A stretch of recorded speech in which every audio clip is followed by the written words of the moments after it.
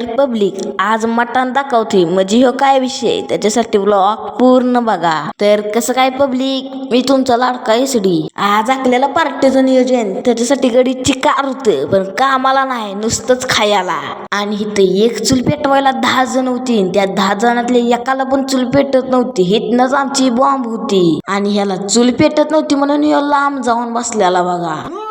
देख तो कसं सरमारा. आणि इकडं चूल तू पेटावली मी पेटावली म्हणून भांडणं लागली आणि भांडणं लावून ह्यो आणि इकडे भांडणं करून दमले असलेले लगेच जेवायला बसले ती बघा.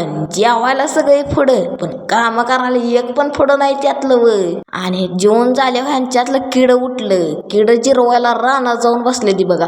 रानात भांडी ह्याच्या नादाने गेलेली इकडे खेळत बसलेली. ह्यो तर रवून बसला. म्हणलं मालक आलं तर नीलचेडी काढून